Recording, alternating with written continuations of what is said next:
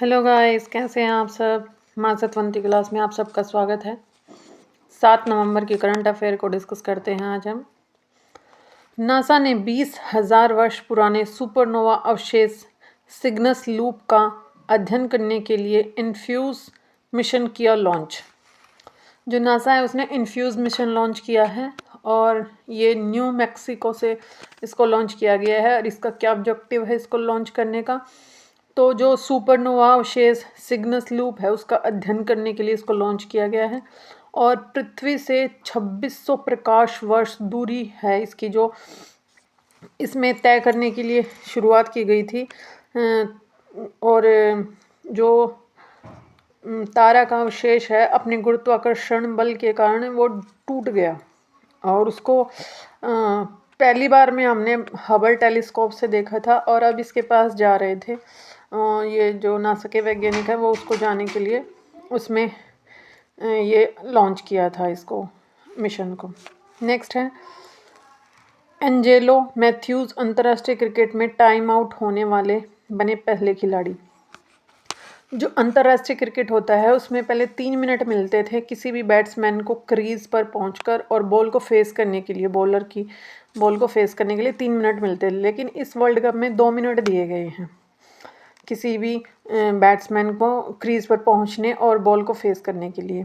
तो जो कल मैच था, आईसीसी वर्ल्ड कप आपको पता ही है 2023 इंडिया में होस्ट हो रहा है, इंडिया में चल रहा है। और कल फिरोजशाह कोटला मैदान जो दिल्ली में है, पहले इसका नाम फिरोजशाह कोटला था, अब इसका नाम अरुण जेटली स्टेडियम है। तो इसमें कल मैच हो रहा था श्रीलंका वर्सेस बांग्लादेश का दिल्ली में। और जो श्रीलंका की टीम है वो बैटिंग कर रही थी और वहाँ उसके समर विक्रमा जो प्लेयर थे, बैट्समैन, वो खेल रहे थे। तो आउट होने के बाद दूसरे बैट्समैन को आना था, एंजेलो मैथ्यूज़, जो कि 2 मिनट में उनको आकर बॉल को फेस करना था। लेकिन वो 1 मिनट 47 सेकंड पर आ चुके थे अपनी क्रीज पर। फिर आने के बाद उन्होंने देखा कि मेरा हेलमेट टूट चुका है। फिर उन्होंने हेलमेट दूसरा लेने के लिए इशारा किया और फिर वो हेलमेट लेने लग गए। जब तक जो शाकिब कैप्टन हैं बांग्लादेश के, उन्होंने अंपायर से अपील की कि उस प्लेयर को टाइम आउट कर दो, एंजेलो मैथ्यूज़ को, क्योंकि 2 मिनट से ज़्यादा का टाइम हो चुका है। उन्होंने एम्पायर ने उन्हें कहा कि भाई आप सीरियस तो हो, आप क्या कह रहे हो, ये खेल भावना के खिलाफ है, उसका हेलमेट टूट चुका है, वो अपना हेलमेट ही तो ले रहा है। लेकिन उन्होंने कहा हाँ नहीं, मैं सीरियस हूँ और इसको 2 मिनट का टाइम मिलना चाहिए था रूल के अकॉर्डिंग, और इसने ज़्यादा टाइम ले लिया है, तो आप इसको आउट करार कर दो। तो जो 146 साल के क्रिकेट के, जो 146 साल से आज तक जितना भी क्रिकेट खेला गया उसमें कभी भी ऐसा नहीं हुआ, और जो ये पहली बार हुआ है, तो उनको आउट करार दे दिया। और 0 बॉल पर और 0 रन बनाकर जब वो विकेट गिरा और जब वो प्लेयर मैदान से बाहर गए तो उन्होंने अपना गुस्से में हेलमेट ही फेंक दिया, क्योंकि उन्हें एक भी बॉल खेलने का मौका नहीं मिला। तो ये वैसे खेल भावना के तो खिलाफ था, लेकिन आगे से प्लेयर इस चीज़ पर पूरा ध्यान देंगे और टाइम से अपनी क्रीज पर पहुंचेंगे। नेक्स्ट है टाइम मैगजीन ने बांग्लादेश की प्रधानमंत्री शेख हसीना को अपनी कवर स्टोरी में दी जगह। जो बांग्लादेश की पीएम है शेख हसीना, वो 1996 से 2001 तक पीएम रह चुकी हैं पहले भी, और अब 2009 से लेकर लगातार अभी तक वो पीएम के पद पर बनी हुई हैं। जो पीएम के पद पर रहते हुए उन्होंने बहुत ही अच्छे काम किए हैं और खाद्य संकट से बांग्लादेश को बाहर निकाला है। और न सिर्फ खाद्य संकट से बाहर निकाला बल्कि खाद्य निर्यातक भी बांग्लादेश को बना दिया है। और सैन्य बल के प्रभाव को कम करके लोकतंत्र स्थापित करने का काम किया है, जिसके लिए उन्हें टाइम मैगजीन ने अपने कवर पेज पर स्टोरी में जगह दी है, शामिल किया है। NMDC लिमिटेड ने ऑस्ट्रेलिया के माउंट सेलिया में प्रारंभ की अपनी पहली सोने की खान। जो NMDC है उसकी फुल फॉर्म है नेशनल मिनरल डेवलपमेंट कॉरपोरेशन, राष्ट्रीय खनिज विकास निगम। इसकी स्थापना 1958 में हुई थी, 1958 में स्थापना हुई थी इसकी, और इस्पात मंत्रालय के अधीन ही आता है। और जो ऑस्ट्रेलिया में माउंट सेलिया नामक जगह है वहाँ पर पहली सोने की खान शुरू की है इन्होंने, और लिगेसी कंपनी इसकी सहायक कंपनी रही है।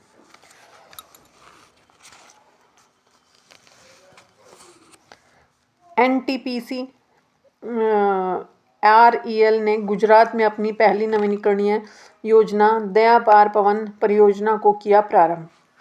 एनटीपीसी मतलब national thermal power corporation, REL renewable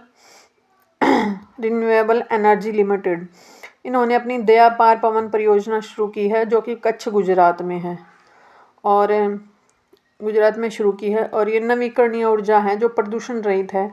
इनको जैसे पवन ऊर्जा है, सौर ऊर्जा है, ये नवीकरणीय ऊर्जा होती है, इनकी मात्रा का अंत नहीं होता, और 50 मेगावाट क्षमता रही है इसकी। और आरईएल कंपनी है जो वो 2020 में स्थापित हुई थी, इसकी स्थापना 2020 में हुई थी।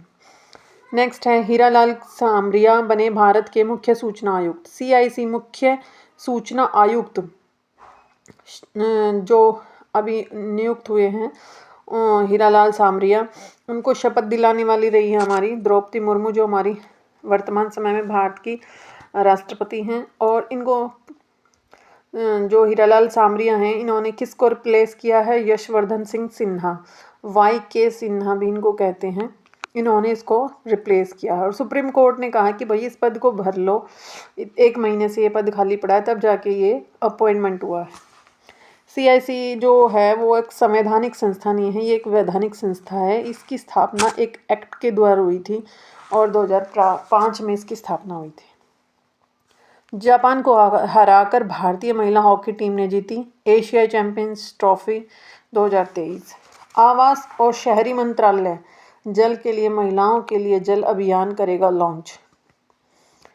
जो MHUA मंत्रालय है, ministry of housing and urban मंत्रालय, आवास एंड शहरी मामलात मंत्रालय, जल के लिए महिलाओं के लिए जल अभियान, ये इसके जो मंत्री हैं MHUA के हरदीप सिंह पुरी हैं, तो उन्होंने ये अभियान लॉन्च किया है, जो महिलाओं के लिए लॉन्च किया है। अमृत योजना प्लस NULM, इन्होंने इसको शुरू किया है, मतलब राष्ट्रीय शहरी आजीविका मिशन। जल को स्वच्छ करने और उसके प्रचार करने के लिए स्वच्छ जल के प्रचार करने के लिए महिलाओं को प्रशिक्षण देना इसका उद्देश्य है, और इसको जल दिवाली भी कहते हैं, और ये 7 से 9 नवंबर तक चलेगा। नेक्स्ट है भारतीय नौसेना के प्रोजेक्ट 15B के तहत अंतिम युद्धपोत सूरत गुजरात में हुआ लॉन्च। जो प्रोजेक्ट 15B है ये मजगांव डॉट लिमिटेड मुंबई में शुरू हुआ था, और इसमें 4 स्टील्थ विध्वंसक जहाज बनाए जाने थे। स्टील विध्वंसक जहाज का मतलब है कि जो दुश्मन की रडार के पकड़ में न आए।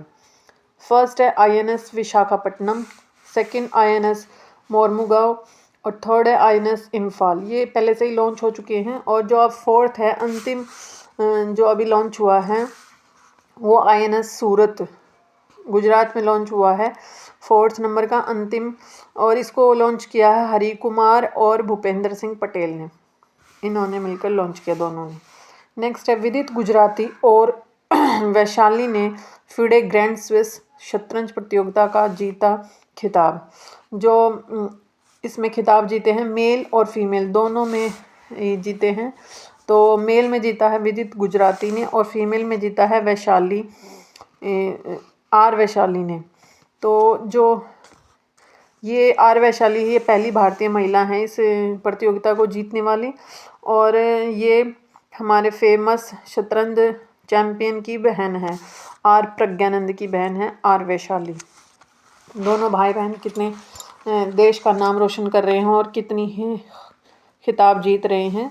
हमारे देश को इन दोनों भाई बहनों पर खूब सारा गर्व है, और इनको हमारी तरफ से खूब सारी बधाइयाँ। और शतरंज प्रतियोगिता जीतने में जो इन्होंने एफर्ट्स लगाए, जो इन्होंने अपने प्रतिभा का बखान किया है, दिखाया है, हमारे देश का नाम रोशन किया है, तो उसके लिए उनको दोनों को बहुत बहुत बधाई। और विदित गुजराती को भी हमारी तरफ से खूब सारी बधाइयाँ। और मास्टरमाइंड ये किसकी ऑटोबायोग्राफी है? तो ये शतरंज के चैंपियन विश्वनाथन आनंद की ऑटोबायोग्राफी है। नेक्स्ट है टीवी चैनल कलर्स में बेटी बचाओ बेटी पढ़ाओ पहल शुरू हुई। थैंक यू दोस्तों, आज हमारी वीडियो थोड़ा लेट हो गई है तो आप हमें उसके लिए सॉरी, और आप हमें लाइक करें, शेयर करें, और अगर अभी तक आपने हमारा चैनल सब्सक्राइब नहीं किया है तो आप हमारे चैनल को सब्सक्राइब करें और अपनी जीके की नॉलेज को ऐसे ही बढ़ाते रहें। थैंक यू दोस्तों, हैव ए नाइस डे।